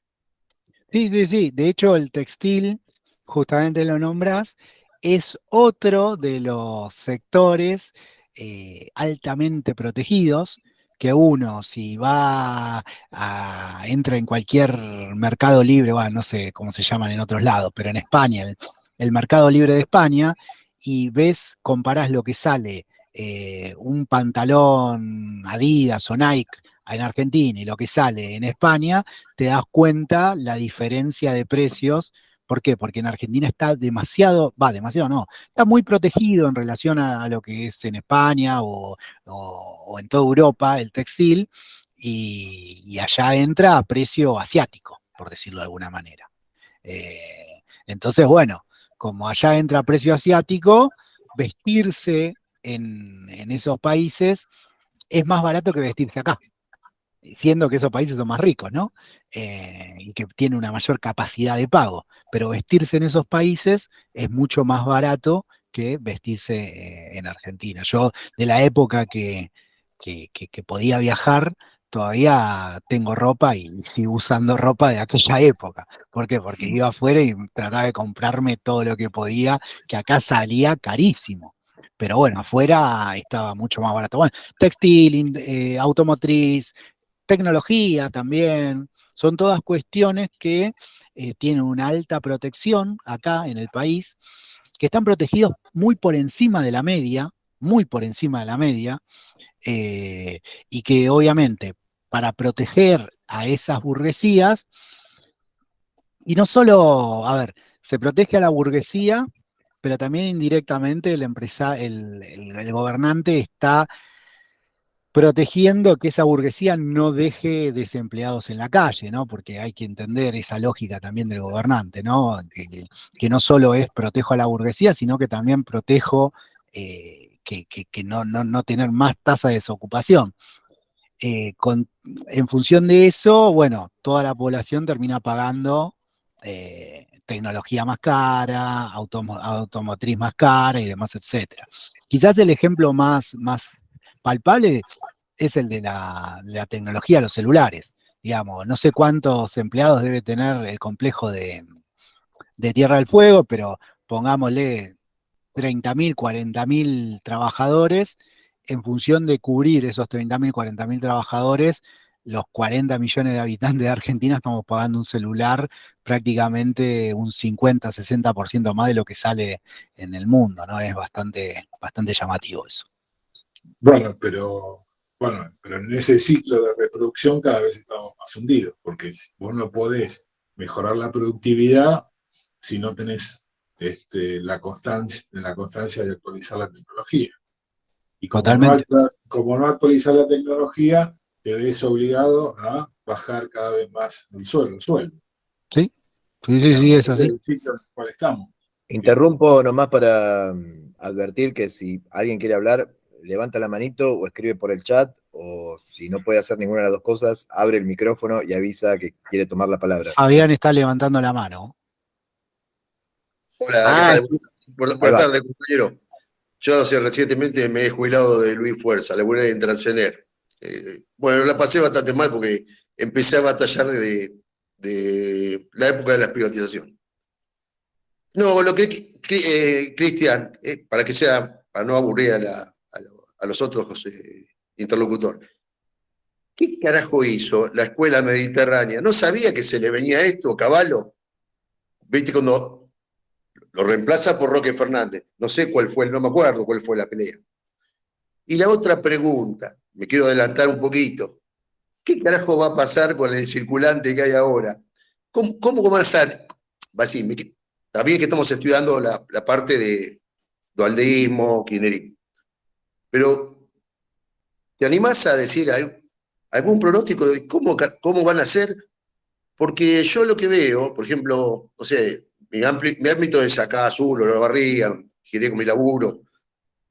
Veo que hay muchos negocios abiertos, está bien, hay una pobreza generalizada. Pero en un momento, yo me acuerdo, cuando secaron la plaza, que fue que cuando Dualde, que había muchos parripollos, la verdad que había muchos desempleados, bueno, y se cortó. Sacaron toda la guita que había en el circulante y cerraron todos los negocios. Ahora yo voy por barrios más marginales de la barriga y veo que hay fruterías, hay una, no te voy a decir que es una bonanza, pero dentro de la miseria van caminando. Esto en algún momento lo van a cortar. Y nada más, Cristian. Muy buena la charla hasta acá. Bien, voy a tratar de contestar. Por un lado, está un poco, ahora lo puso un poco de moda Maslatón, esto de que está todo para arriba. Hay en parte y en parte. ¿Qué quiere decir parte y parte? Por un lado, como estamos en un contexto de inflación, un contexto inflacionario, voy desde lo más actual, si te quiere más hacia lo de atrás. Respondo primero lo más actual, ¿no? Como decía, al haber un proceso inflacionario, por un lado, las personas tienden a deshacerse o a tratar de deshacerse, nos quema la plata, por decirlo de alguna manera. No queremos tener la plata en el bolsillo y eso implica que tengamos lo que en economía se denomina una mayor propensión al consumo. Es decir, tenemos plata y no la guardamos. O vamos a consumir, o si nos quedó algo a fin de mes, compramos dólares. Pero digo, no la estamos guardando. Que por ahí en otro momento, con no tanta inflación, no tendríamos esa necesidad de gastarla. Eso por un lado. Y por otro lado, lo que hubo, y eso es importante, que en la pandemia desaparecieron muchos negocios y entonces cuando se da la recuperación post-pandemia, el rebote post-pandemia, ¿qué es lo que uno se encuentra? Una demanda que está, si se quiere, un poco más fogoneada porque la plata nos quema, y por otro lado, una oferta que antes, pongámosle, había, no sé, vos vivís en Olavarría, había 10 restaurantes en Olavarría, y bueno, por ahí hay 6. Y entonces, ¿qué pasa? Antes los 10, en los 10 restaurantes se repartía la gente, y ahora toda esa gente sale a comer, e inclusive sale a comer un poco más, ponele, porque le quema la plata y se tiene que acomodar en 6. Entonces hay como una sensación de que está todo arriba, está todo explotado y que por ahí uno, si quiere ir a un restaurante, tiene que esperar a hacer fila, ¿no? Acá en Temperley no pasa eso, ¿eh? Pero bueno, por ahí en otros lados pasa. En Capital sé que pasa, por cosas que me comentan, sé que pasa. Entonces se da esa situación de que post pandemia hay, por un lado, la gente nos quema más la plata, porque cada vez vale menos, entonces la queremos gastar, y por otro lado hay menos oferta. Eso por un lado. Después, ¿qué van a hacer con todo el circulante? Hay mucho circulante en poder de las personas, pero hay muchísimo más en poder de los bancos. Que a los bancos, entre comillas, los convencen de que no salgan a tirarlo a la plaza ese circulante por medio de las LELIC. Básicamente, ¿qué es lo que le dicen a los bancos? Bueno, vos tenés tanta plata, dame esa plata, no la vuelques al mercado. Le dice el Estado, dame esa plata, si no va tanta plata al mercado y no van a comprar dólares, no van a comprar productos, y no sube la inflación y no sube el dólar. Si vos me das esa plata, yo te doy un papelito que te promete que en tanto tiempo yo te doy más plata. Y entonces eso es la LELIC. La LELIC no es más que una promesa de pago que, entre comillas, le saca la plata al banco para que no la destina al mercado, y entonces, si se quiere, estamos artificialmente barriendo circulante bajo la alfombra. ¿Cómo se va a generar ese desenlace? A ver, se pueden dar, si se quiere, dos situaciones extremas. La primera, la más extrema, es que le digan un día a los bancos, no te renuevo las LELIC, tiralas al mercado y que sea lo que Dios quiera. No creo que pase eso, nadie se va a pegar un tiro en el pie. Y la otra sería que se los pateen muy para adelante. Esas serían las dos extremas. Yo creo que lo que van a hacer es que las van a ir por goteo, haciendo que los bancos ese circulante lo vayan soltando de a poco. ¿Cómo hacen eso? Y ofreciendo más o menos tasa. Eso el banquero central tendrá que ver al momento. Si ofrezco más tasas, si todos se quedan, si ofrezco menos tasa. Es una cuestión técnica, pero que el próximo banquero central va a tener que preocuparse mucho. ¿Por qué? Porque no se le vaya todo ese circulante al mercado y sobre todo que no se le vaya al dólar. ¿Por qué? Porque imaginémonos que hay, no sé, 1 millón de pesos dando vueltas ahora en la economía, pero los bancos tienen 2 millones más. ¿Se entiende? Es un montón de plata. Si eso se va al circulante, mucha gente va a agarrar esa plata y va a ir a comprar dólares, o mucha gente va a agarrar esa plata y va a ir a comprar caramelos. Sea el dólar, sea los caramelos, todo va a subir. ¿Se entiende? Entonces, ¿cuál es la manera más elegante? Que esos 2 millones de dólares que tiene el banco los vaya soltando a cuentagotas como circulante. Obviamente que de toda esta explicación me estoy haciendo algunas licencias técnicas, ¿no? Pero como para que se entienda. Esa es la manera más lógica que hay de ir lo que se llamaría sanear el balance del Banco Central. A eso se lo denomina hacer un saneamiento del balance del Banco Central. Si se quiere, hacer que el Banco Central vaya absorbiendo esos pasivos de alguna u otra manera.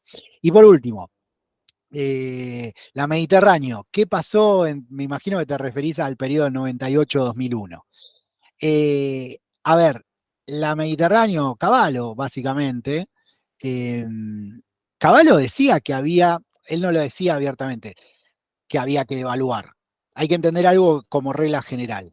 No es, entre comillas, buena onda decir que hay que devaluar, ¿no? Entonces, siempre los gobernantes, los empresarios, nunca te van a decir abiertamente, o muy pocas veces en la historia dicen abiertamente hay que devaluar. Siempre usan eufemismos. Eufemismos te hablan de que el tipo de cambio tiene que ser más competitivo o cuestiones así. ¿Qué es lo que decía Cavallo en aquel momento? Y digo, no es que no se dio cuenta, se dio cuenta, pero vamos a ver por qué no lo hizo. Cavallo ya estaba diciendo en 98, 99, 2000, que teníamos que salir de la convertibilidad hacia una canasta de monedas. Es decir, ¿qué era una canasta de moneda? En criollo, devaluar. Después vamos a ver a cuánto devaluábamos. Pero en criollo era eso. No obstante, obviamente, Cavallo no iba a decir abiertamente hay que devaluar. Cavallo lo planteaba, si se quiere, con cierta solapado, básicamente. Lo planteaba solapado. No obstante, en aquel momento todavía era políticamente muy difícil plantear una devaluación. Entonces, a ver, la voluntad, Cavallo la tenía de salir de la convertibilidad. De hecho, hay expresiones que él dice que tenemos que salir de esta convertibilidad e ir a una canasta de monedas. Lo que pasa es que políticamente es muy difícil de hacer. ¿En qué sentido es muy difícil? Y porque meter una devaluación, primero hay una cuestión, si se quiere, psicológica que tenía el argentino del 1-1, ¿no? El 1-1 fue, si se quiere, una institución. Es decir, somos 1-1, 1-1 con Estados Unidos. Y a su vez, después los problemas macroeconómicos que genera una devaluación en términos de transferencia de ingresos, a dónde va. Por eso no lo pudo hacer. De hecho, en la elección del 99, Duhalde arranca la campaña, ya el grupo productivo que nombré ya estaba bastante conformado, arranca la campaña diciendo, no de manera abierta, pero sí dándolo a entender que había que devaluar, y en el medio de la campaña pega el volantazo y dice, no voy a devaluar. En la campaña que fue Duhalde contra De la Rúa. Que termina ganando De la Rúa, ¿no? El frente, la alianza. Pero Duhalde arranca diciendo que había que devaluar. Pero bueno, después se da cuenta que si dice voy a devaluar, mucho menos lo iban a votar, ¿no? Después no lo votaron tanto, pero arranca diciendo una cosa y termina reculando. El único que lo dijo abiertamente, pero no tengo la cita acá, el único de renombre, ¿no? Que lo dijo abiertamente en el 99, 2000, había sido Pablo Roca, el dueño de Techint. Dijo abiertamente, hay que devaluar, quizás no en este momento, pero más adelante cuando el gobierno había asumido De la Rúa hacía poco, pero más adelante cuando el gobierno se estabilice, hay que discutir el tipo de cambio. Lo dijo así abiertamente. Pero después todos le esquivaban el bulto, porque obviamente no está bueno en términos políticos para ningún dirigente quedar pegado a una devaluación. Es una situación bastante complicada. Hasta acá.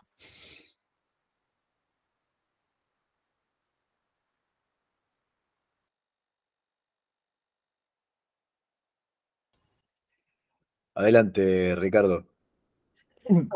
Cristian, una pregunta, quizá de proporciones, ¿no? Pero vos lo mencionás en un cuadro que está en la página 33 lo reflejás en un cuadro que está en la página 33 del libro. Todos estos sutiles manejos de la economía, ¿no? Saco de un lado y pongo en otro, si pongo dinero hay más demanda, pero si hay más demanda, restringo con la tasa de interés. Todo esto obviamente no es magia. Esta frase, mucho más importante para explicar la acumulación de reserva durante la etapa en cuestión, que es la que estamos hablando, es este efecto. El frenético crecimiento económico de China y otros países emergentes que registró a nivel mundial un sostenido aumento de la demanda de bienes básicos. ¿Ese no es el centro de lo que puede salir bien o mal en este país? Además de la rebaja brutal de salarios, pero que eso está en marcha. Sin una demanda mundial de lo único que vendemos y que además nos van desplazando también, ¿no? Brasil vende 5 veces más soja que nosotros, pero sin ese elemento, todos los demás movimientos no se comen la cola a sí mismos. Bien, bien. Sí. ¿Cómo te respondería? Se hacen necesarios todos los elementos. Es decir, un tipo de cambio relativamente competitivo para no importar tanto, es decir, para que no entren tantos productos importados y salgan tantos dólares, y a su vez unos precios internacionales relativamente elevados para exportar más y exportar por más dólares. Y entonces que entren tantos dólares. Si se quiere, son como las dos hojas de la tijera, digamos. Se necesitan de los dos. Obviamente, que a su vez también son complementarios. ¿Qué quiero decir con que son complementarios? Cuanto más alto sea el precio de la soja y cuanto más demanda haya de esos productos, menos necesidad de devaluación hay. Y a su vez, cuanto más devaluado esté el peso, menos necesidad de que los productos internacionales, los productos básicos tengan mayor precio internacional. Es decir, son dos elementos que juegan en tándem. Ligado a esto también un ejemplo similar, ¿cuál sería? Y bueno, el recorte fiscal. ¿Es necesario un recorte fiscal? Sí, es necesario, en términos burgueses es necesario. Ahora, un aumento en la recaudación jugaría también en tándem con eso. Si vos tenés un aumento en la recaudación de repente, de golpe, muy fuerte, como gobernante tenés menos necesidad de recorte fiscal. No sé si se entiende el concepto. Bueno, acá funciona similar. Cuanto más altos sean, cuanto más altos sean los precios internacionales de los bienes básicos, menos necesidad de devaluar fuerte hay. Lo que pasa que, a ver, el tipo de cambio real o el nivel de devaluación, por decirlo de alguna manera, es un valor que mal o bien los gobiernos tienen cierta incidencia. ¿Se entiende? No obstante, el precio internacional, bueno, están a merced de lo que pasa en el mundo y del clima. ¿Se entiende? Por lo tanto, el manual del buen gobernante burgués, ¿qué es lo que diría? Asegúrate un tipo de cambio que al menos te equilibre el sector externo. Después, si viene mejora porque crece China, porque crece Brasil y suben los commodities, mejor. Pero sin esta gestión de meter el ajuste y ordenar las cuentas y ordenar el sector externo, se hace como muy difícil. ¿Por qué? Porque después te la jugás a la suerte internacional, ¿se entiende? La suerte internacional puedes tener un par de años buenos y un par de años malos. Por lo que se ve, ahora a mediano plazo, se vienen un par de años buenos, entre el 24 y el 25 y el 26, se vienen un par de años buenos en términos de ingreso de divisas. Está gritando mi hijo que quiere entrar a la pieza. Se viene un par de años buenos en términos de divisas. Pero bueno, ese par de años puede aparecer una sequía de repente y destruirse esos buenos años. Por eso está bastante jugado si solo se apuesta a que suban los precios internacionales. Pero, como te digo, a ver, no podría haber habido kirchnerismo sin dualdismo, como tampoco podría haber habido kirchnerismo como lo conocemos, sin ese aumento que vos remarcás, que yo también lo remarco en el libro, obviamente, ¿no? No podría haber habido uno sin el otro, estoy totalmente de acuerdo. Levantó la mano. Ismael levantó la mano. No puede. Adelante, Ismael.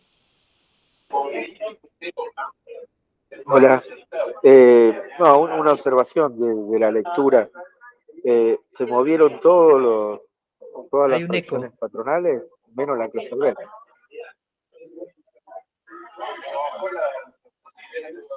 ¿Me escuchó? Sí, se escuchó, Ismael. Sí.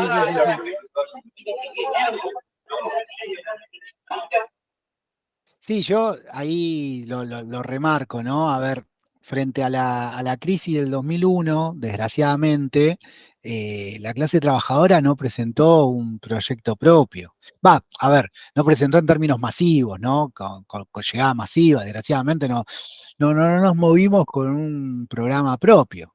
Y entonces, bueno, ¿qué quedaba? Ir detrás del burgués que nos podía parecer más progre. Y que eso es lo que terminó pasando, ¿no? De hecho, yo comentaba que el principal,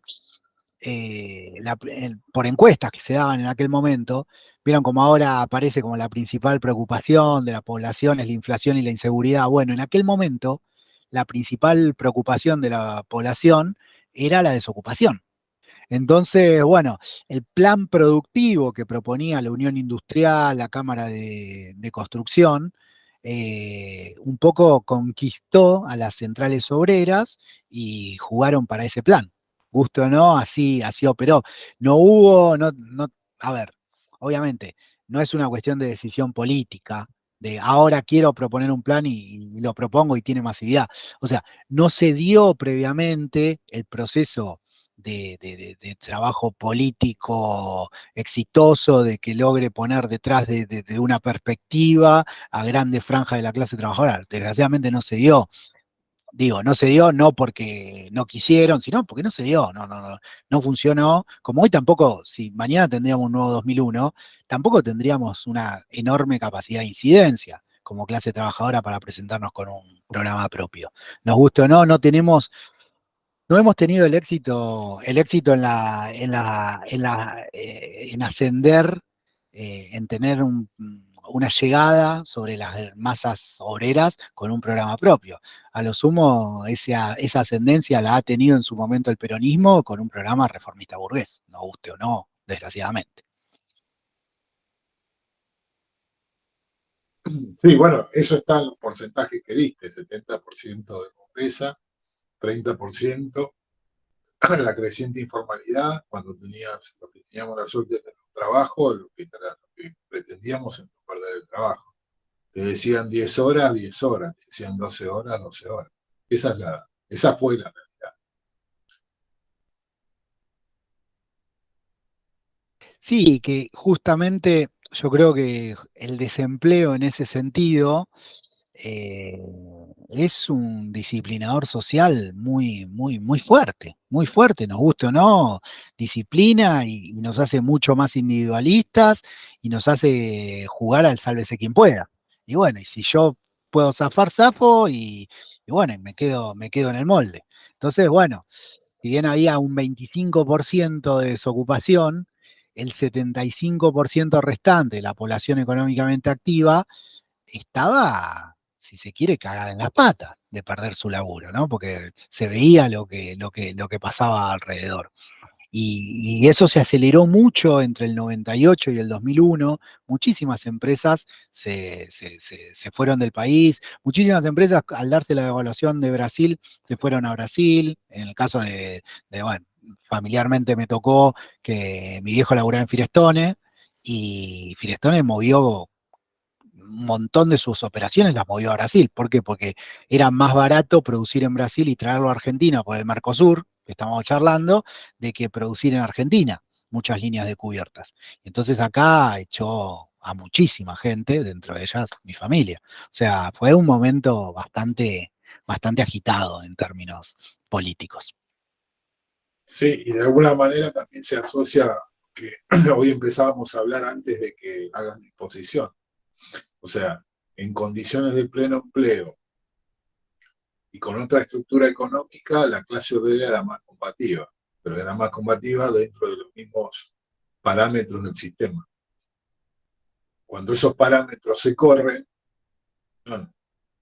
y no hay perspectiva histórica de una transformación social, la clase se repliega y asume las nuevas condiciones, más allá de que sean condiciones miserables.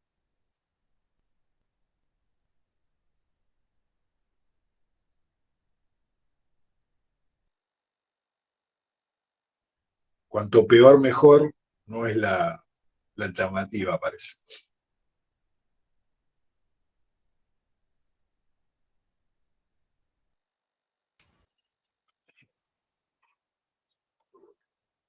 ¿Tenemos alguna otra intervención, consulta, comentario, opinión? Estamos a unos 5 minutos de completar las 2 horas que tenemos previstas para la duración de este encuentro.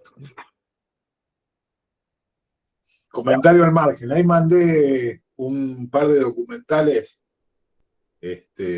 donde se recogen los testimonios y las imágenes de Utralcó, Plaza Huíncul y General Mosconi. Y lo interesante, por ejemplo, de ver General Mosconi, una población que queda totalmente devastada, además de tener la solidaridad de los pueblos, en un momento determinado directamente avasallan toda estructura política, y cuando mandan a la gendarmería a reprimir, superan la represión de la gendarmería al punto tal de hacerlos retroceder. O sea, las instancias que se vivieron hay que volverlas a ver porque realmente merece la pena ver y analizar qué es lo que pasaba más allá de lo que siempre termina resultando en las imágenes del 2001, que son las imágenes de Cava, ¿no? De los cacerolazos y la represión en Cava. Pero todo eso es un colorario que empieza muy lejos en el sur y muy lejos en el norte.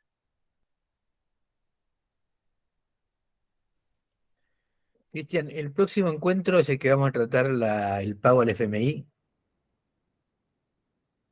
Sí, el próximo ya sería hasta el 2003-2008 y ahí está el pago que hace el kirchnerismo al PBI, al FMI. Sí, es el próximo. Bien. Después arreglamos bien la fecha como para sacar el flyer. O sea, no está bien, pero me interesaba mucho ese tema, pero mejor plantearlo en el... Sí, el próximo quizás la exposición va a ser un poquito más extensa, porque bueno, es más tiempo, tampoco me voy a ir tanto de tiempo, pero sí, abarca ese periodo. Bien. Que sería el viernes 18 o 25, ¿no? Exacto. Uno de esos Sí, dos. sí, Creo que el sí. 25 había dicho que vos Yo no podés. el 25 tengo que terminar de ver, pero me parece que no voy a poder, me parece, porque bueno, en un instituto donde trabajo quizás viene Nora Cortiñas y bueno, estaremos ahí, pero vamos a ver, después arreglamos si 18 o 25, arreglamos bien. 18 Perfecto. estaría bien porque son justo 4 semanas, un mes. Me parece muy bien. Sí. O sea, Vamos con 28 eso. días, ¿no? 21 hoy, el 28 es el 18. Bueno, en Bien, principio después lo confirmamos. dale. Bueno, Bueno, Marian, cerrás el cierre vos. sí. Si no queda bueno, si queda alguna otra cosa, lo lamento, porque es hora de cerrar. Así que lo guardamos para la próxima. Muchas gracias, compañeras y compañeros, por la participación, el compromiso de lectura, de constancia, y nos vemos en el próximo encuentro. Perfecto. Saludos.